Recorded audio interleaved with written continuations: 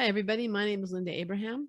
I'm going to be presenting round 3 versus next year. When should you apply? And we're going to start in just a minute. First of all, real quick, in the chat window, please, could you just post where you're located? City and state if you're in the United States, city and country if you're outside.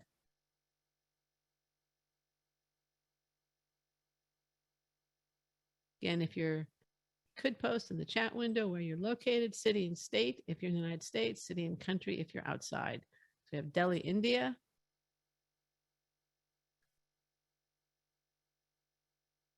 New Delhi, your neighbors. Anybody else want to post where you're located? Philadelphia, Pennsylvania, welcome. Near and far. Actually, I'm in Los Angeles, California. Mexico, okay. We have an international crowd here today. Anybody else want to post where you're located? Bangalore, India. When we get to the Q&A, I just want to say if I mispronounce somebody's name, please forgive me. All right, let's move on. I'm looking forward to sharing my 27 years of admissions consulting experience with you here today. Before we begin, I want to mention a few to-dos that will help you maximize your time here and one that will help us improve these webinars. If you've not yet downloaded your webinar worksheet, take a second to do so and print it out. It's linked to in the chat window, or will be shortly, and it will help you get the most from today's presentation. I also recommend, again, I download, print it out, and take notes. You'll also see on it a table that, and what I would really recommend is not just a pen taking notes on the worksheet, but also a small stack of Post-it notes. And one item or one to do will go on each Post-it note, and then you can post it on the worksheet and even move it around if you feel it appropriate.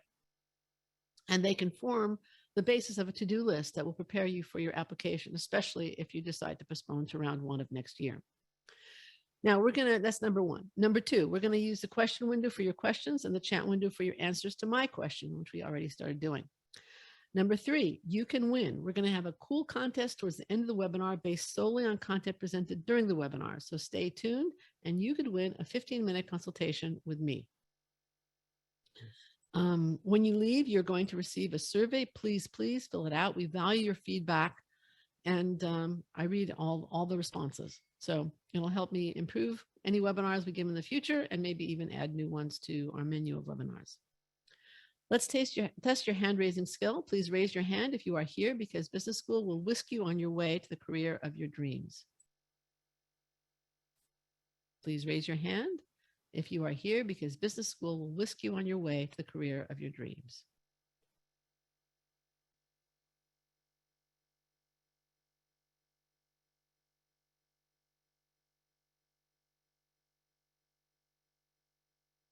Well, most of you aren't here for the right reasons.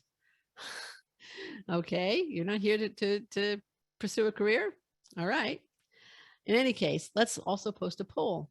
Which best describes you? Applying for the first time round 3, applied round 1 or round 2 of this cycle, applied previously, but not this year.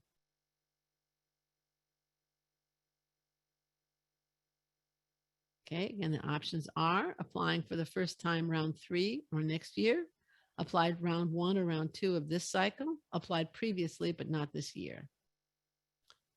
Okay, we're at 61% for 69%. Can we get a little bit more participation? Again, the options are applying for the first time round 3 or next year, applied round 1 or round 2 of this cycle, applied previously, but not this year. All right, we're going to close the poll and share the results. Applying for the first time round 3 or next year is 78%. And that's pretty much what I expected. And then the numbers don't entirely add up. I guess, this is interesting. And 30, I see what happened. All right. And 33%, that doesn't make a lot of sense, but whatever, applied round 1 or round 2 of this cycle. Nobody applied in the previous year. And that to me makes a lot of sense. I would have expected a little more round 1 or round 2 of the cycle, but that's okay. Now, but I'd like you to do a little exercise with me. Take a bunch of Post-it notes or index cards, or if you must, pieces of paper, and on each one, write down a different application strength and a different weakness for yourself as an applicant, as you perceive your strengths and weaknesses in the application cycle, application process. Okay, take a second to do that little exercise for me. That's no problem.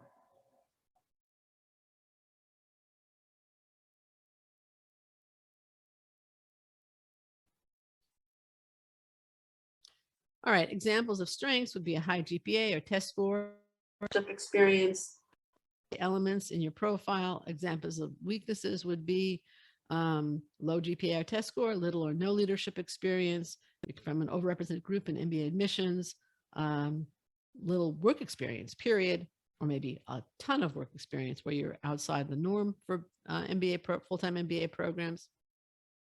And what I'd like you to do now is turn to the table in your download, your worksheet, and take your Post-it notes, and for now, place them on the first sheet of your worksheet in either the strength or the weaknesses column.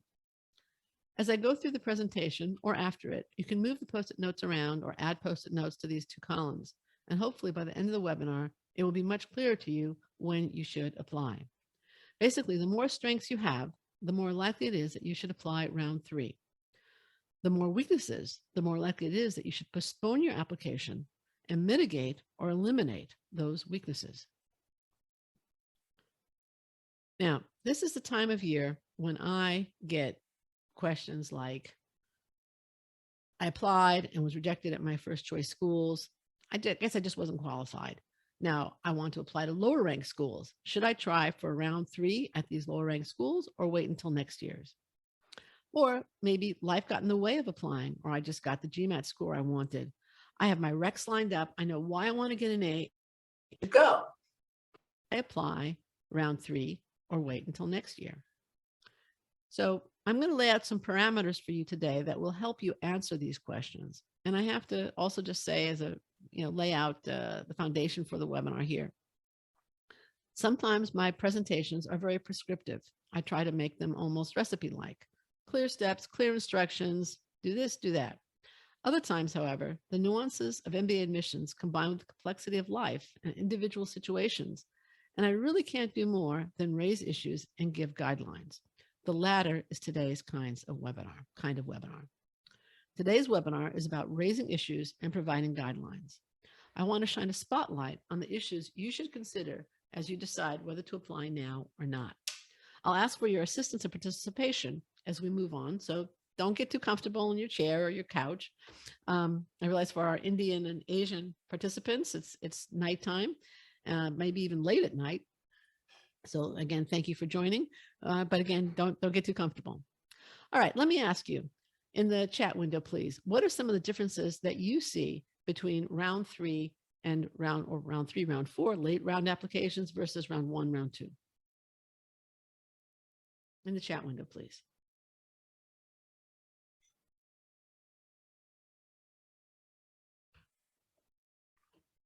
Less universities accept international applications. There are visa issues that contribute to that. That's right, correct though. That is correct, Jesus. Anybody else? Less acceptance ratio.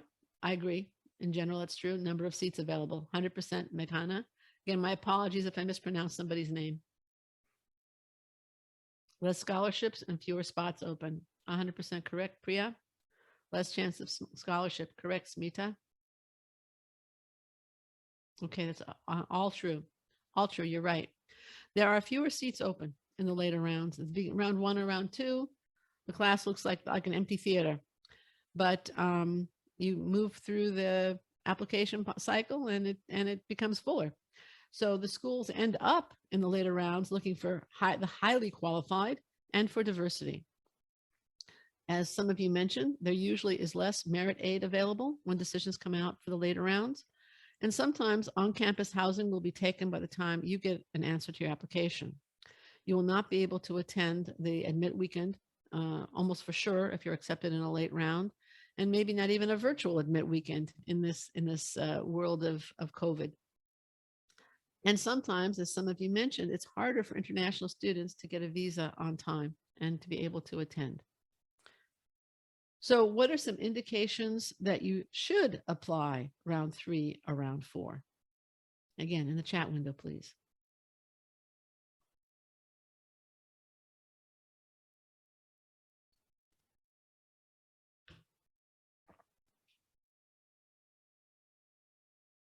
Anybody?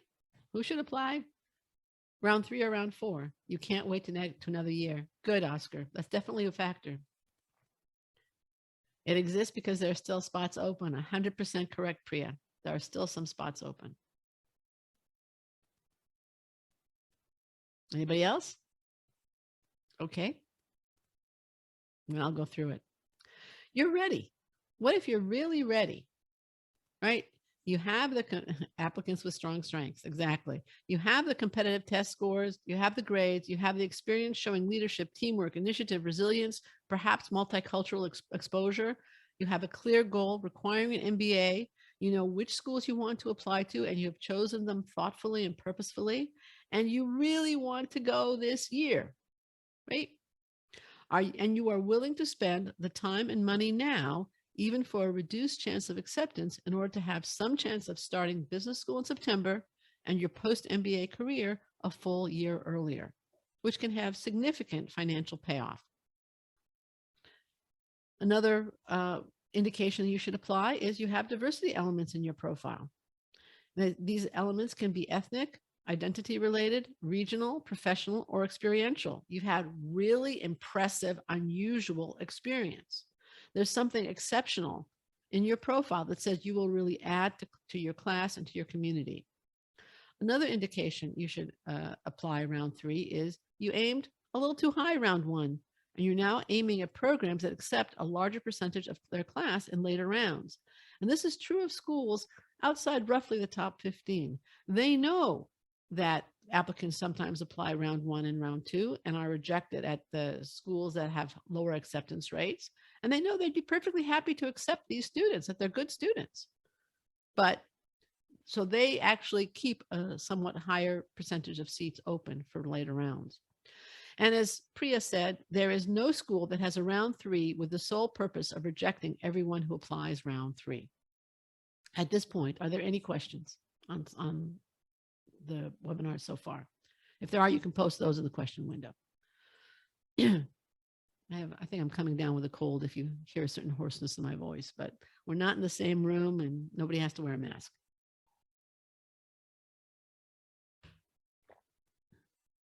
Okay, no questions at this point. You can post them at any point in time and we'll get to them during the Q&A. What are some indications you should wait until next year? In the chat window, please.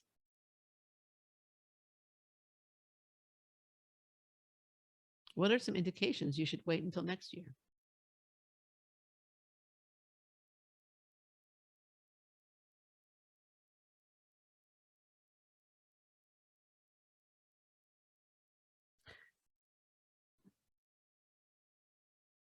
Anybody? Everybody's convinced they want to apply? You're not confident with your background and accomplishments. 100% Smita. You're not confident about your stats. Anything else? No clear goal. Very good. Dewani, again, I apologize if I mispronounce a name. Haven't really got to a point where I'm sure I can express my ability in the application. 100% Oscar. All right. You're unhappy with your stats or profile and feel that something will significantly improve by next year. That's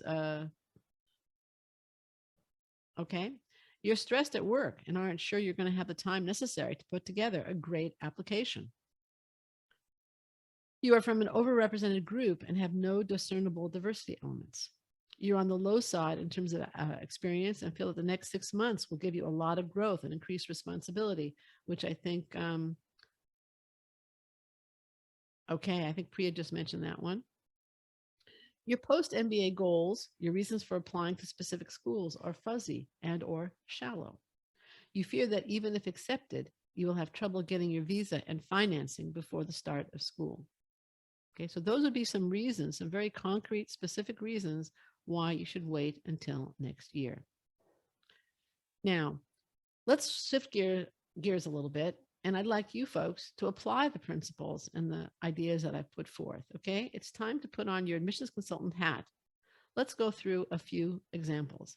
Now, the names I've given these people and the examples are fictional, but they are based on my 2.5+ decades as an MBA admissions consultant. So our first example, okay, or hypothetical, is a US-born woman of Chinese extraction, Mei Chang, and she decided last week she wants to go for an MBA. She has 1 year of full-time work experience and hates her accounting job. She hasn't yet taken the test, but she's pretty sure she'll get at least a 700 on the Gmat or the GRE equivalent. She wants to go to Stanford or Wharton. She attended UC Berkeley as an undergrad and earned a 3.3 GPA in Asian studies. And she's not sure what she wants to do after her MBA. Now, I'd like you to raise your hand if you think that May should apply round 3. Raise your hand if you think that May should apply round 3.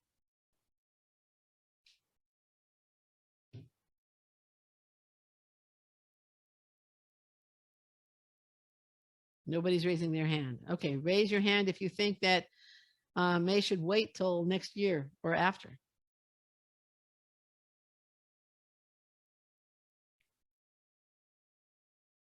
Well, that's definitely, yep, those folks won.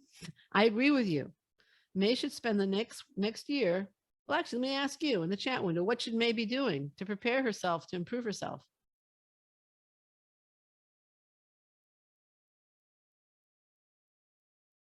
Take the GMAT. I would say ace the GMAT, but go ahead. Give the GMAT.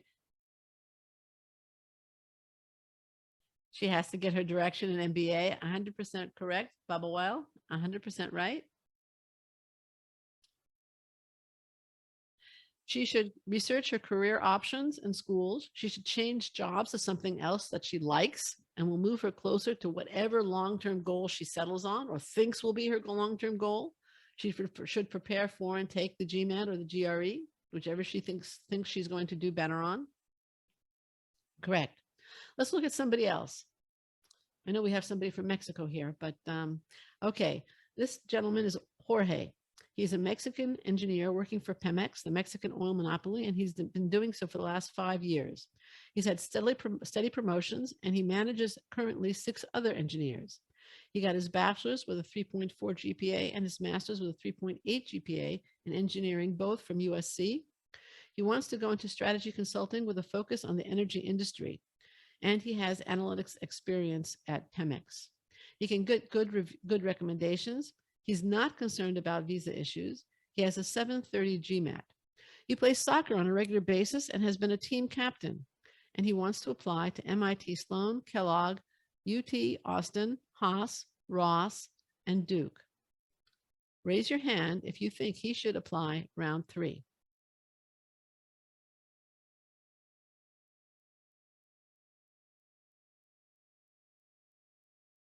Okay, got about almost half of you voting for that. And let's put your hands down.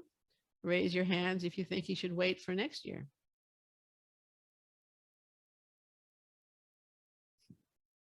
Okay, nobody's raising their hands. I agree with you. I think he should apply round 3. I think he's a perfect applicant for round 3. Diversity elements, excellent academic stats, work experience, leadership, diversity elements. Good candidate. Let's take a look at the next one. This is Ajay. He graduated from the University of Mumbai with a 70% and a BTech. He worked for Infosys for 3 years in India. He has promotions and good recs, all in programming. He's a team lead. He has a 690 GMAT. He wants to go into investment banking and then into private equity or venture capital. He has limited community service. He's a member of a bunch of organizations and a leader in none. He wants to apply to Haas, Chicago, Wharton, NYU Stern, and Columbia. Please raise your hand if you think Ajay should apply round 3.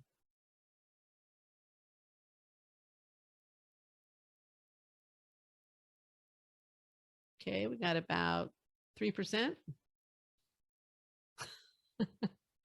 I didn't know that, Oscar. And raise your hand if you think you should wait till next year.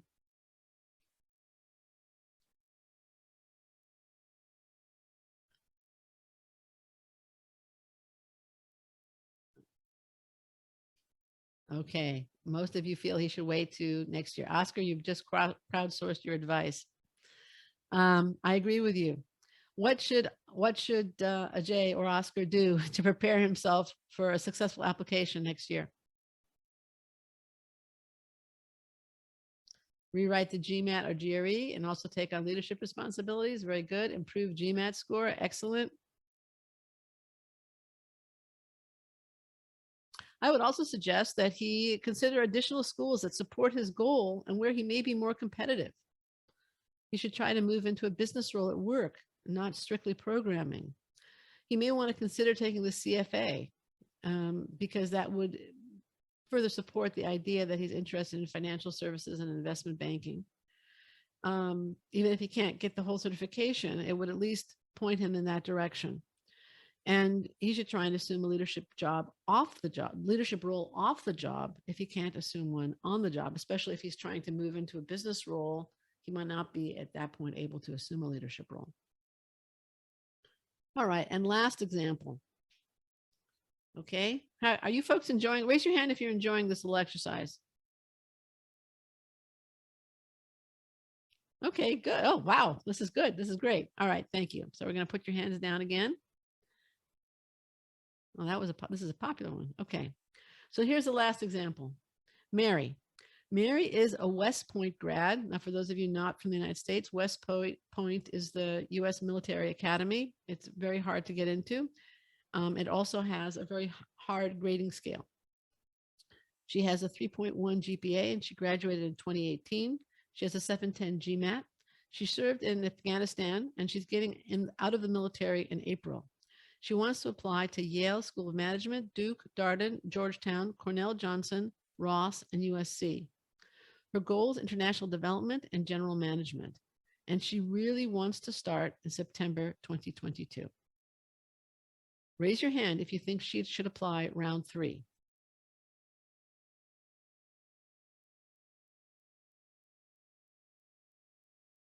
Okay, about half of you. Great. So about 50% there. Raise your hand. Let's lower your hands. Raise your hand. I'm going to lower all hands. Raise your hand if you think she should wait till next year. Nobody. Okay. I agree with you. She really wants to apply now. She's really ready. She has good reasons for wanting to apply now. I would say that she should apply now. The only argument really for her, the only thing I might change with her is I might suggest that she apply to a program like Kellogg. In addition, in other words, an M7 school, and see if she's, if she's stretch a little bit with her choice of schools. Her choices of schools are excellent given her interests, but Kellogg would also prepare her for her desired career. It has wonderful placement in consulting, which would support her international development and general management goals. It would also, encourage her maybe to consider a school like Columbia. And if she did wait till round 1, personally, I would recommend that she apply for Harvard. But if she really wants to go now, the schools she's chosen are excellent. And she has a good chance of acceptance at least one of them. All right, now I'm going to give away a free 15-minute MBA admissions consultant to the first 2 people who can answer this question correctly. What are 2 indications that I mentioned today that you should apply round 3?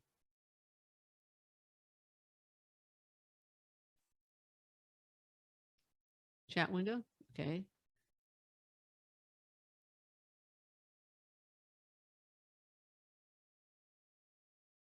Okay, Bibwell and Priya, you both got it. All right.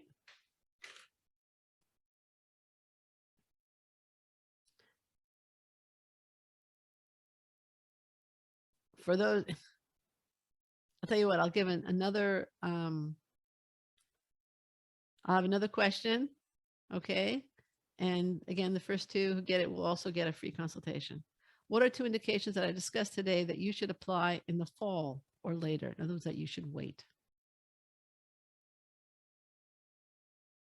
First two to get it, not provided you didn't already win.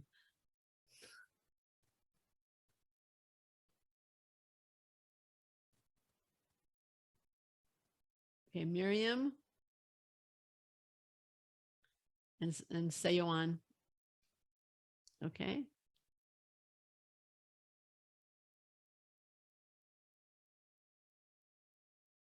All right. All right. So now back to your worksheet. Are you going to add post-it notes for other strengths and weaknesses? Is one column much fuller than the other? If your worksheet is laden with strengths and you really want a chance at joining the class of 2024, in other words, starting business school in 2022, then apply round 3, round 4, round 3 is better than round 4, but apply to a later round.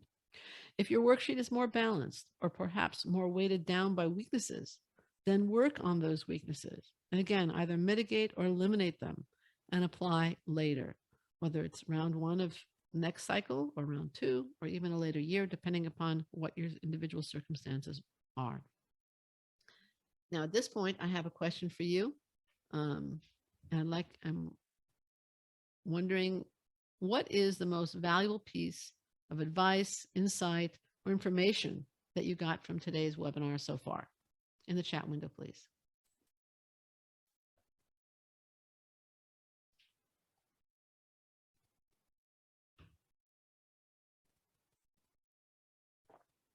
Work on the weaknesses. Okay. What is the most valuable piece of advice, insight, or information that you got from today's webinar? Weigh your own strengths and weaknesses to decide. Evaluate your strengths and weaknesses. Oh, good. Good.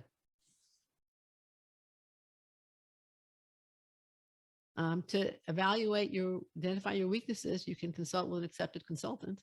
That's one way. But I did mention some in the webinar. We'll be sending out a recording of it. You need a strong application to apply in round 3. I would say you need a strong application anytime, but it needs to be stronger in round 3. Decide suitable schools as per your goals. Oh, I'm so happy to hear that. That's 100% correct. Round 3 is possible with the right stats and background. That's correct also. Okay, let's go on. Thank you for sharing your reaction to that one. I've highlighted here issues you need to consider as you decide when to apply most effectively. And that is clearly based on your priorities and your profile. The bottom line lesson here, and the one takeaway I hope you all leave with, and several of you mentioned it, so I'm really, really very pleased, is that this decision is an individual one, which really depends on your individual goals and circumstances. Circumstances being primarily your strengths and weaknesses. And that's what I've tried to illustrate in this webinar. It can be hard to be objective about oneself. It can be hard to avoid the confirmation bias we are all subject to. We want to make a decision in a certain direction, and lo and behold, we stack up the information to fit what we really want to do. But as I said at the beginning of the class, in a group setting, I can raise issues to think about. I can give guidelines, but I can't go beyond that until you seize the initiative and take advantage of the expertise and experience that exists on accepted staff. One-on-one, we can explore and help you develop an action plan based on your worksheet. You may also want to consider your responses to the following questions. How important is it to you to start your MBA in September versus waiting a year? How important is it to you and the achievement of your career goals to get into a top MBA program? How important is it to you that you apply only once or have a chance of acceptance earlier, even if it implies you might have to reapply? How can you optimize your application, whether you apply round 3 or next year or both? How can you make it the best it can be? And if you decide to wait until next year, what can you do now to reduce the weaknesses that are causing you to postpone your application? You don't want to just sit on your hands. Waiting until next year is really the wrong phrase to use, even though I've used it. It should be growing until next year, improving until next year. What can you do to reduce those weaknesses and to increase the strengths? And then once you've done that, present your qualifications effectively whenever you apply. We would love to guide you in choosing when and where to apply, and then in optimizing your MBA application so that you apply confidently and successfully. Thousands of successful MBA applicants have benefited from our support during our 27 years in business. They knew how to apply to the right schools at the right time and in an optimal way. The MBA application process isn't easy. You're juggling work, life, family, community service, and applications. It's hard to know where to apply and how to apply. Let us be a resource to you on an individual basis. When you engage with an accepted, you get access to expertise and experience that comes from decades on both sides of the admissions desk. That's what our staff has. The confidence that comes when you know you're working with a seasoned, dedicated, top-notch pro. Options to choose from that fit your needs so you have time and apply effectively. Now, some may say that accepted seems expensive, and we're definitely not a cheap service because of the quality of our staff, but these fees are peanuts compared to the cost of an MBA, and they're even peanuts compared to the cost of rejection or an unnecessary rejection, because the cost of rejection can be quite expensive. It's just not as obvious as the fee would pay us. So what are some of those risks? Well, cost of reapplication can cost a couple of $1,000s, especially if it also involves retaking the test. There's one additional year of pre-MBA earnings, and that can cost you easily in the 5 figures.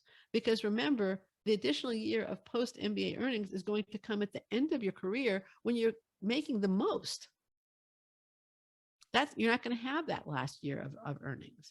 And there's a potential that you could have gotten into a better program with lifelong higher earnings and network.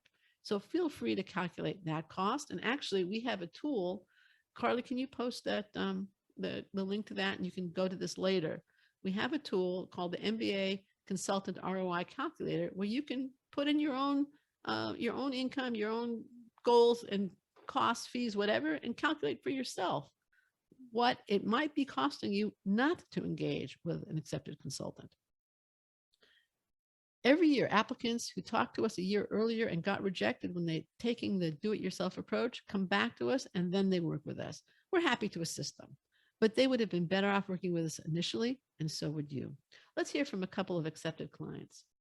I'm circling back to let you know that I got in off the Yale School of Management waitlist with the round 3 admits today. I wanted to thank you and Natalie, who's joining me, for all of your help these past 2 years. I got accepted into all 3 programs I applied to and received a $20,000 scholarship for my top choice. None of this would have been possible without your help. The service you and your team provided literally just paid for itself. So here's what I recommend you do.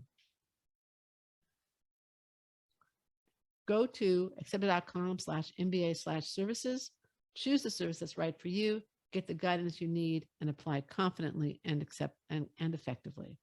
It's now January. You can still get our support for your round 3 applications or work with your consultant to optimize your profile and be ready to hit the ground running for round 1 applications as they come out in the spring and early summer. Contact us ASAP so you can access that guidance from scratch or have your essays reviewed and edited, or discuss the best way for you to proceed given your profile, what's important to you, and your time frame. Let us guide you as we guide the clients you've heard from in optimizing your application.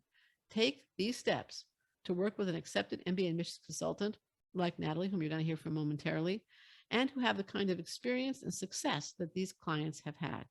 At the same time, if you have questions for me now, and again, I'm going to be joined by Natalie Greenblatt-Epstein, either about our services or about the material presented in the webinar, please ask away. You can do so in the question window. I would at this point like to introduce Natalie Greenblatt-Epstein, who was an admissions director at 3 top MBA programs before she joined Accepted, and she's been a very much beloved consultant since 2008. Okay, let's see, we have the questions here. Should we turn our cameras, Natalie? Are you up for that? I think it's nicer during Yeah, I'm fine. I'm fine with that, Linda. Yeah, okay, absolutely. So I'm going to do that for me. And okay. See my smiling face now? Okay. Hi, everybody. Hi, Natalie. Hey, Linda, how are you? Good. All right. So we got the questions coming in. And none of the attendee asks, if I was granted a test waiver for the Gmat, do you think it is a good idea to apply in the third round?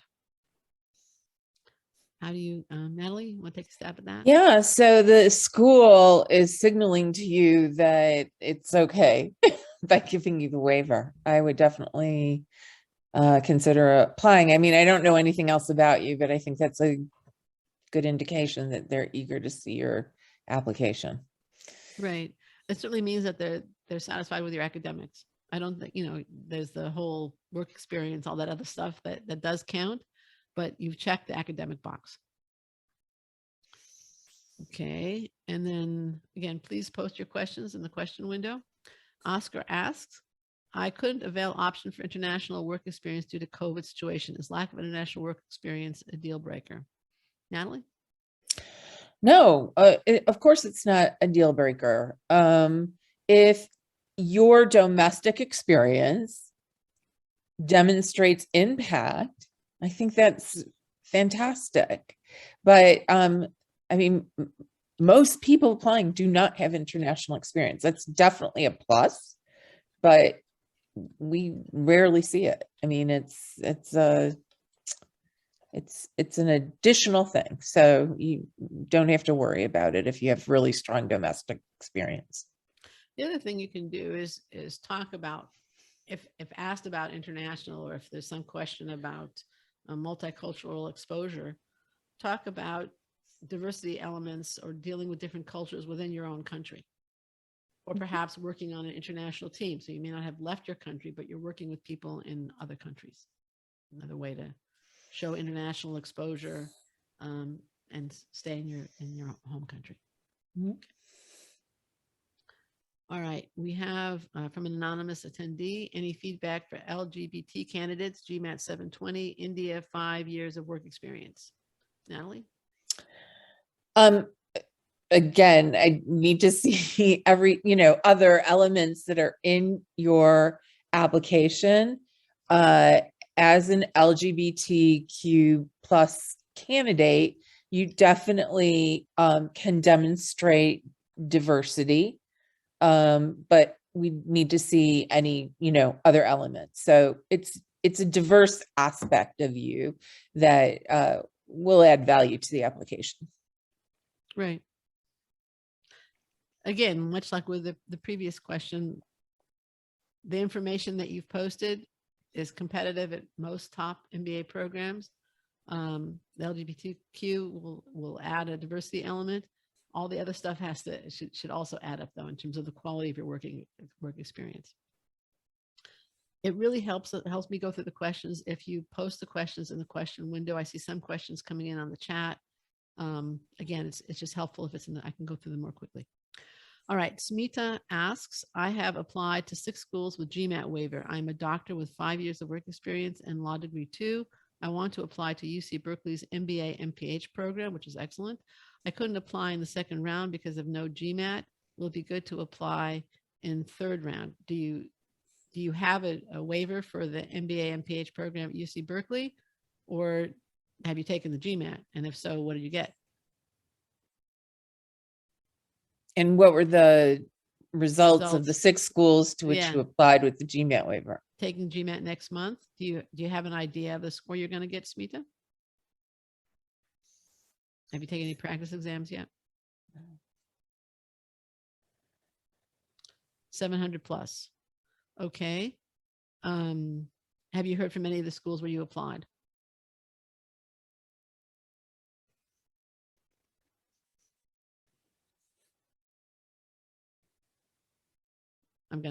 I applied round 2, so she hasn't heard anything. I see. Okay. Okay. Natalie? I would give it a go. So toss your hat in the ring for round 3. And again, I'd like to see other aspects of your application, but toss your hat in the ring for round 3 and see what happens. And reapplication is not a bad thing. So if you're just going to wait until round one anyway. Reapplying in round one next year if you don't get in round three this year is definitely an option for you for that program. Okay.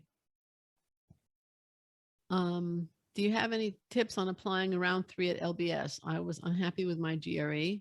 Also decided to apply quite late, so I delayed. I'm also a doctor, but recently moved to London, so only applying to LBS. I think that, yeah, go ahead, Natalie. No, I was going to say, go ahead, Linda. Like, I don't know any specific tips for LBS that we haven't relayed for any of the other schools. So I think for LBS, one thing that's more important than for US schools, which is generally true of European schools, is international exposure.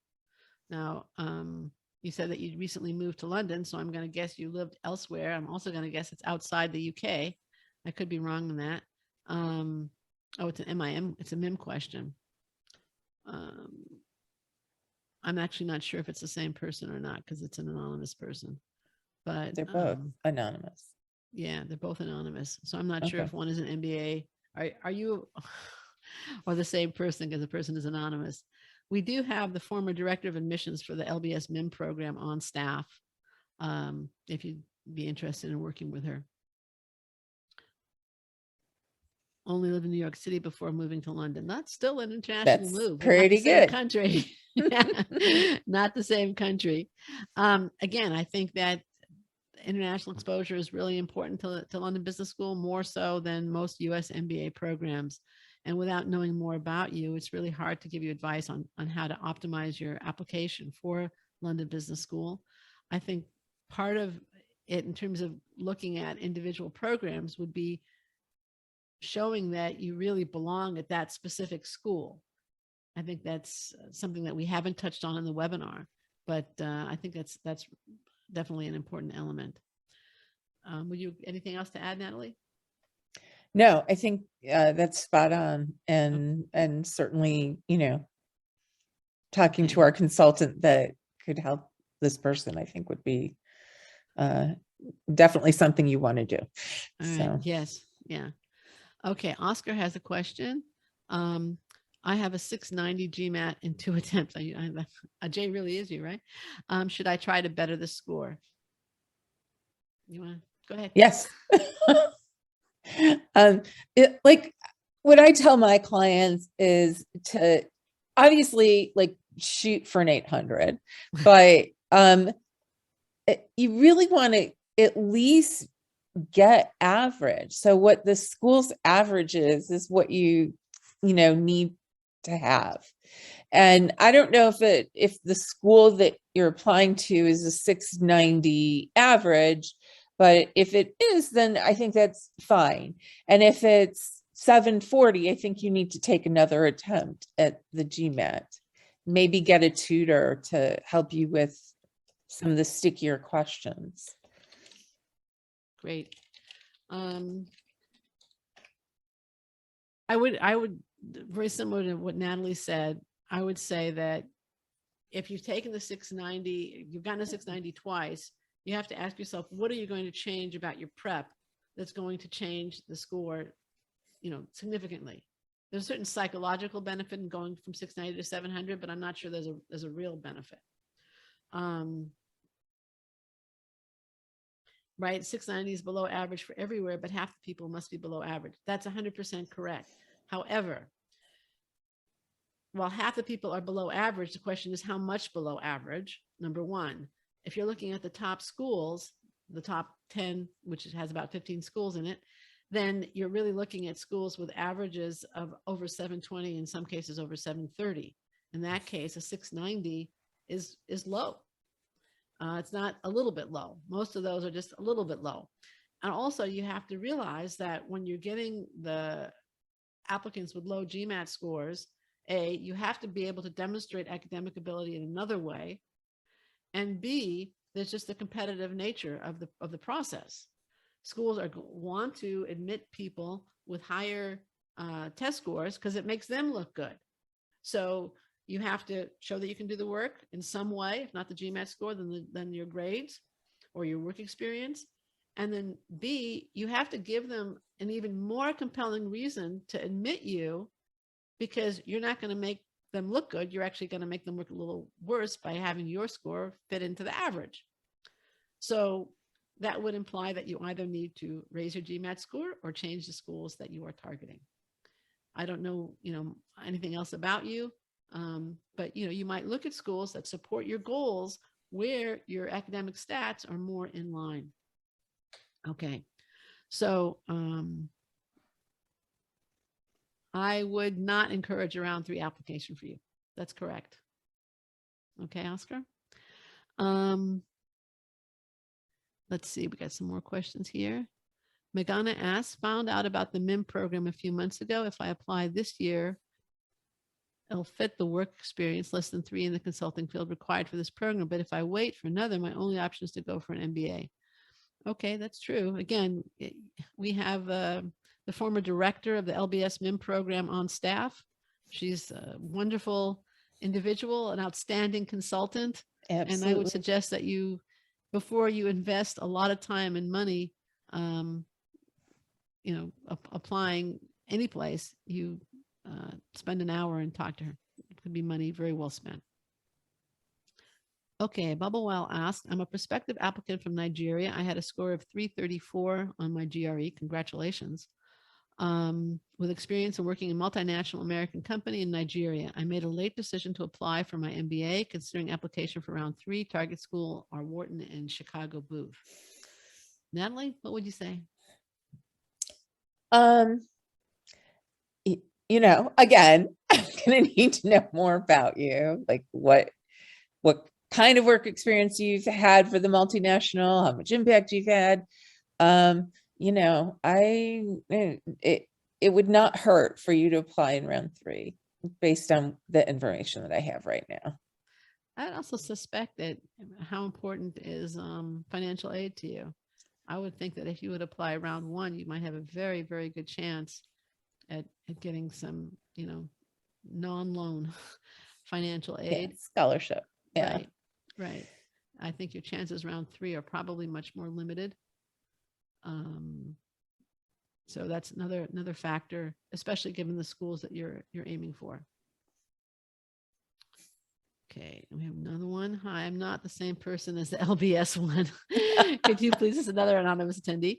Could you please give your opinion on it's advisable to apply for round 3 MIM programs to schools like ESCP or ESS, ESEC in round 3 when I am a male engineer from India, but have great extracurricular and work experience with a decent essay LOR? And how are your grades and test scores? Anonymous person.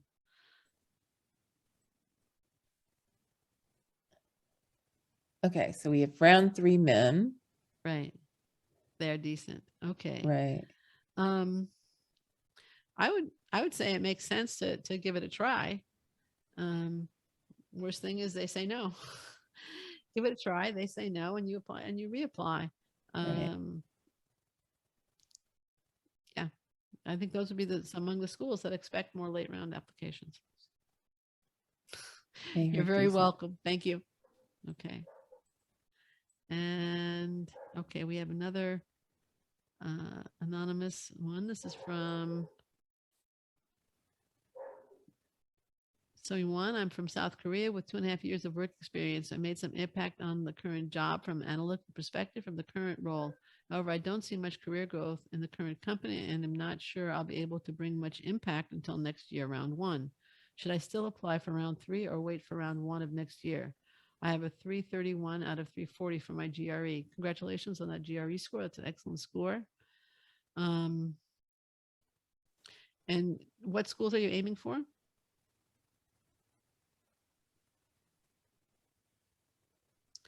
Graduated from Leahy University with a 3.6 GPA and hoping to apply for Tepper, Kellogg, Stern. And are you sorry? I said, okay. Yeah. I think you answered your own question. You said, I don't see much career growth in the current company and not sure I'll be able to bring much impact next year until round 1. So you're saying I need a little bit more Makes you or sound like you not sure you'll plateaued. be able to bring more. You've Yeah. plateaued and I don't think anybody plateaus. I think there's always opportunity you can create for yourself. But if you don't, I mean, you're answering the question yourself. You're saying, I don't think I'm going to bring more impact if I wait. So if you don't think that, then I would apply now. And you have a good range of schools here. So, you know. Yeah. Yeah. I'm inclined to agree. In the worst case, you reapply. And if you Right. get in, you start. You know, that's Right. But I the one don't thing buy I'm the more concerned argument. about is your work experience is on the low side. So there has to be significant impact in those at 2.5 years. Right. And I don't buy the argument of you can't bring much impact. Because you can always create opportunity within an organization. You're tough. I am. Okay. And then we have a question here from Bubba Whale. I would like your advice. Fall 2022 feels right for me to start my MBA. And of course, I'm big on scholarships and financial aid. I think you have a decision to make. Okay. I'm not sure you can get it all. You can try, but what you might end up with is an acceptance and no financial aid. And then you have to decide, is it worth it to me to take out the loans? I don't know, Natalie, do you have anything to add to that one? No, I completely agree with that. If financial aid is important to you, I would not wait until round 3. I have to tell Would you not from apply my round 3, you'd wait, is what you're saying. you'd wait. Yeah, Yeah. you wait. I ran out of money after round 2. I You mean, mean as I an just, admissions director, you ran out of as money. an admissions director, we are given a bunch of money that we can use as scholarship. Okay. Well, we're not given it. I had to fight for it. So, and so those scholarship dollars are few and far between by round 3. I know from my schools, we did have something called a scholarship wait list, so that if people dropped out, who had already been admitted from round 1 and round 2 and even deposited and decided not to come, that we'd have money that goes back into the coffers and that we could give out. But that usually didn't happen until after your deposit deadline was due. So. Okay. I can you have a decision to make. Yeah. Not a horrible decision, but a decision nonetheless. And now we have from an anonymous attendee, if I have 5 years of experience in finance working in a global office and normally contact and lead people from the company offices in the UK, the US, Mexico, Argentina, and Brazil on my daily day, I guess it does it daily. I did not have a Gmat exam, but I do have the test waiver. I have a chemical engineering degree. I am planning to apply to Vanderbilt and Darden. Can you give an indication of your grades, whether they were competitive or not? Can I have your advice on that profile? Also, the company is a leading company in America. I'm guessing the anonymous attendee is not in America. Some indication of your grades, please, as an undergrad. 3.0. But he got the test waiver. Right, you got the test waiver. And I mean, a chemical engineer, chemical engineering is a difficult discipline. Right, excellent. So, I honestly, Vanderbilt and Darden, I'd be inclined to go for it. Yeah. So, yeah. All right. Okay. And the other thing I would say is we do have the former director of admissions at Vanderbilt on staff. So, word on that one. All right. Well, thank you very, very much. Thank you for coming. Thank you, Natalie, for joining me and assisting me here. It's been a pleasure. Thank you for your questions, your time, your attention. And now a final thought and a story and a question from me to you.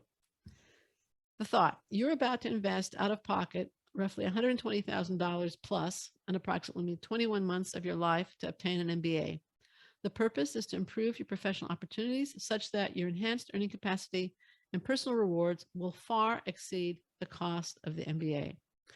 Per GMAC and Wall Street Journal data, and if you check out our ROI calculator, you can see for yourself, the overwhelming majority of MBA grads, that is true. for the overwhelming majority. Given the stakes and the benefits of an MBA, doesn't it make sense to invest a few $100s, our minimum is $340, to get into the best schools for you? And here's a story of one client who had some special circumstances when he applied, not necessarily bad, but definitely different. Thank you so much for your personalized help with every step of my application. I decided to accept the Stanford GSB's offer to begin my MBA this year. I am humbled and grateful for how you went the extra mile to advise me. It means a lot to me and has left a deep impression that you continue to invest so much of your valuable time in advising me. Let's face it, everyone has special circumstances. You're all different, as the Q&A has shown.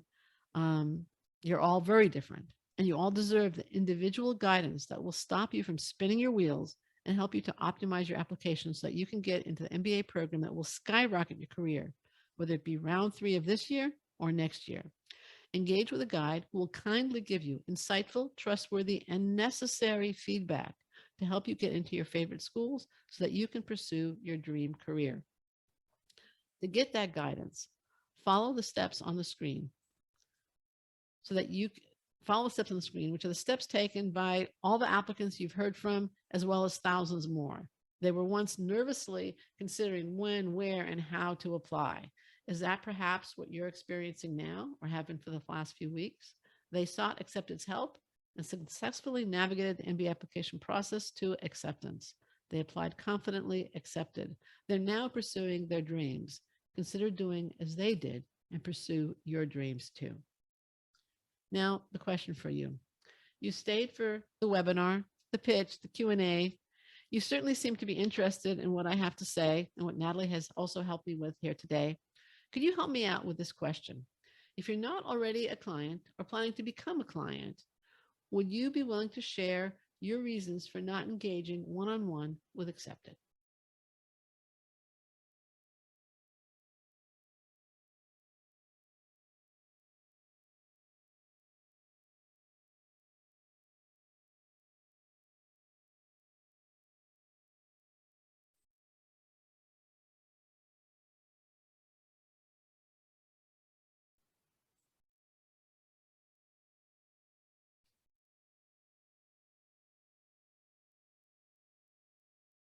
Would you be willing to share your reasons if you're not planning to engage with us? If you are, fantastic. You don't have to answer the question. I'm not even asking it of you.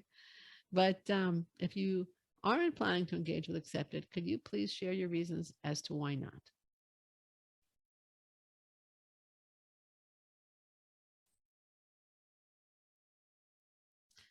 If nobody answers the question, and we look forward to working with all of you as you navigate the MBA application process confidently and effectively. Okay. Good luck with your applications. Thank you very much for your attendance and participation. Some thank yous are coming in. You're most welcome. Again, good luck with your applications.